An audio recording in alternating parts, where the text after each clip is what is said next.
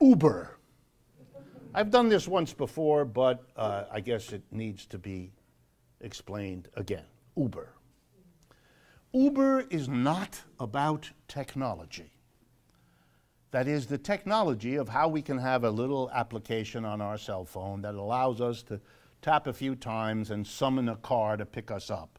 That technology is already used by the taxi cab industry in many cities, including New York City and so on. This is not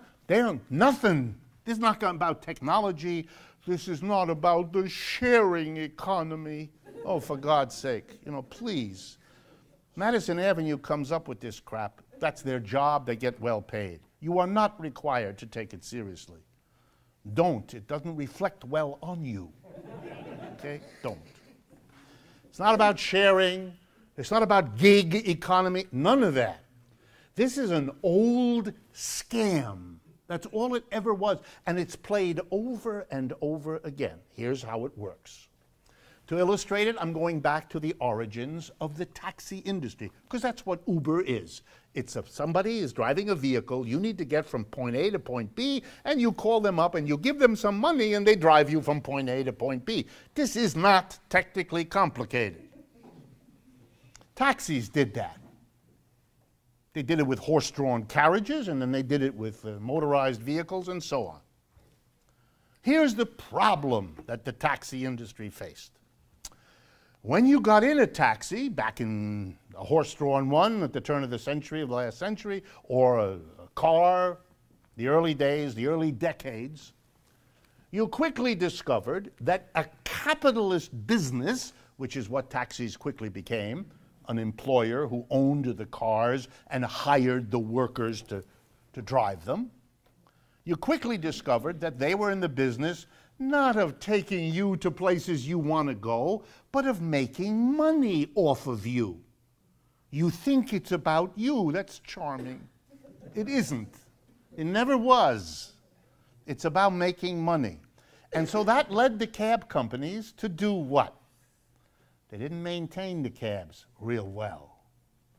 They didn't insure them real well. They didn't worry about who the cab driver was a whole lot. So maybe he was, or she was, well, there weren't many she's in those days. He was not the upstanding member of the community you might have liked to be driving you around, and he was driving you around in a vehicle that was about to die, but wouldn't be insured in any case. So then you had an accident. The driver went into the telephone pole or the hydrant, and you got hurt, and you discovered there's no insurance. And this happened over and over again. And you know what people did after a while? What they have done to virtually every capitalist industry? They said, this is intolerable. And so they said there must be somebody who will make sure that this service provided to us by people making money isn't going to be making money for them at our expense, hurting us. There has to be maintenance of these cars. There has to be vetting of the driver. There has to be adequate insurance, and this has to be made sure of. So they established, you guessed it, a commission of public officials. Here in New York, it's called the Taxi and Limousine Commission. If you look on the license plate, it says TLC, Taxi Limousine Commission. That's what it is everywhere. Now we have a problem. If you're going to make it safe by keeping the car up, if you're going to have good insurance, if you're going to make sure the driver knows how to drive and drinks less than 12 quarts of liquor a day, etc., if you're going to do all those things, it's going to cost money. The insurance costs money. Maintenance of the car costs money. That's what they were saving to make money, what you want them to do. So the way it's handled is, okay, we're going to set the rate for a cab ride, which is set by that commission in New York, for example. We're going to set it high enough that the company will make the money that will allow them to do what we're going to require them to do in the way of maintenance. You get the picture? So now the price of a taxi ride is fairly high, but at least you know you're safe. Okay, you got that picture? Now, What that means is you've created a situation where any crooked capitalist hustler sees a fantastic opportunity. What's the opportunity? To come in and offer a taxi ride that is not covered by insurance, not adequately maintained, and hires only ex-cons from the maximum security ward. And that company can offer the price lower, can make a fortune, because you'll use it because you don't want to pay for the taxi. And guess what? You'll get in there, and what has Uber had as its problem? It has had people who rape the passenger. This is not attractive, right? People who've had accidents without being covered. People who... Guess what? Uber is recapitulating exactly what the situation was before. And you know what's going to happen? Either there'll be no Uber, or Uber will come under a commission, so it has to do what it is we will not permit it to do because too dangerous for us. All that Uber is that hustler who comes in under the agreement, who knows that the public has been so angry at capitalists in the past that it has put a commission on them, and so they come in and slide underneath it and figure for a few years we can get by before they kind of catch up to us and have another commission. We'll make a bundle, which Mr. Kalanick did. Uber did. And even if they don't continue, that's the way this story goes. Either you get brought in under the you understand? It got nothing to do with technology. This is a person who comes in and offers you a cheap deal. You know what this is like? I'm not predicting this. I'm just describing to you a model. It's like finding out next week that there is a fantastic new airline. Will take you to California for $81. Take you to London for $103. And you are going to be very tempted until you read the headline that the thing crashed in the ocean. And that when it did, there was no insurance to cover you.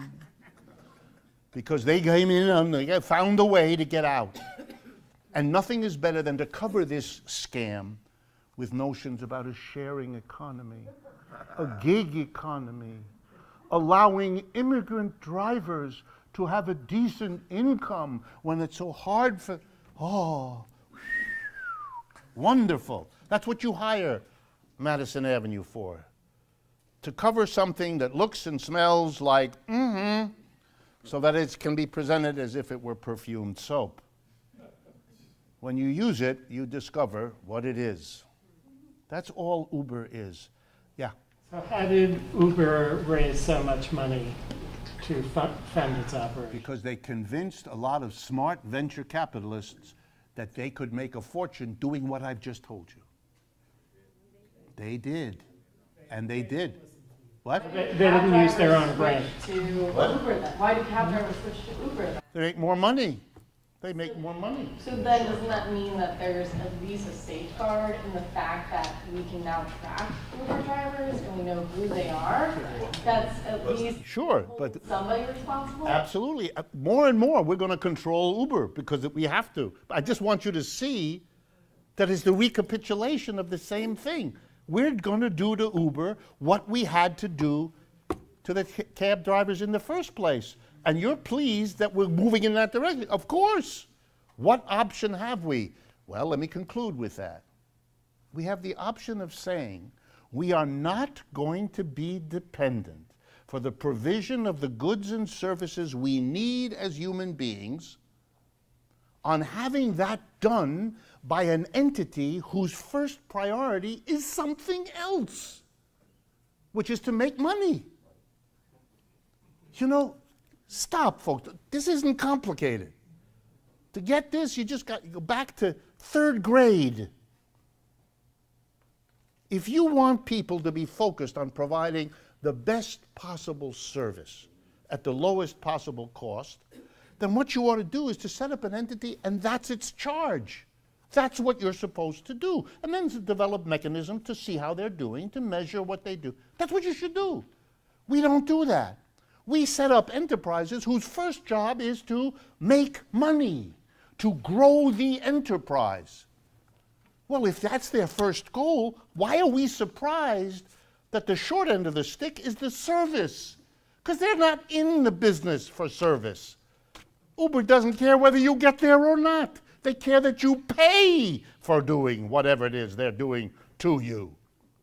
That's their job, is to sell it. If they can convince you it's something wonderful and you buy it, they're home free. Uber convinced you that it's really new technology. My goodness, on my phone I can just do this, and the car comes in, that's sexy. That falls away once the cab company does it, which took them about 2 months. It had nothing to do with technology. What they were offering was something that could be very profitable to them in a nicer car with personal service because they were cheating on the control. They weren't doing the maintenance, the insurance, the vetting. That's all. They were just saving money on the car. And that's how they got the people to give them money. Look, we're going to be able to charge this for a cab drive, and it's going to cost us that. You see the big difference? That's We've offloaded the maintenance, the expense of maintaining the car to the drivers. their cars are as decent, the way they work it, the car is the responsibility, in most cases, of the driver. So it's as decent as that driver will maintain it. So now you got the next problem. What is he going to do? What difficulties is he going to have? Then there are people who own fleets of cars, and you're back to square one. Yeah. Uber is actually losing money as a company, and so I'm wondering how that fits into this narrative. Well, again, it's the same story. If you're going to start a business that undercuts an existing taxi industry, you're going to have to spend a lot of money telling people to use your service rather than the conventional one. That's going to be the yellow cab doesn't have to advertise yellow cab because they're on the street every day and we all know what it is. So you don't see billboards, hey, ooh, lovely yellow cab. You don't, but Uber has to do that. So Uber has to lay out a fantastic amount of money, basically for 2 reasons. One, to break into this industry so the scam can be operated. They have to have a reputation. And number 2, they're worried that what they're doing will immediately be copied by things like, I don't know, Lyft or 50 others, since it is a child's play. There's nothing here that's complicated. So they've got to have a reputation that'll make it hard for the next company to break in because they've already got it. So they have to be the dominant name, which is why we all know Uber, and we don't know the name. There are dozens of them, by the way, that are operating, some nationally and some regionally. So they have enormous outlays at the beginning, so they need to raise all that money. They will lose for a while. But by the way, every one of the major computer companies that we all think of as great investments, that's how they started. It's not at all unusual for a new company to be losing money for years, even as its stock price goes up, before they actually break even and make a profit. It's only a game of whether you can persuade the venture capitalists to give you that money because of the big payoff at the end. Facebook had that problem. Twitter had that. They all had that kind of problem. So that's why you'll see years of lost money, because they're eating up the money initially set up, and then they hope to reap the benefits when it's done. Folks, yeah.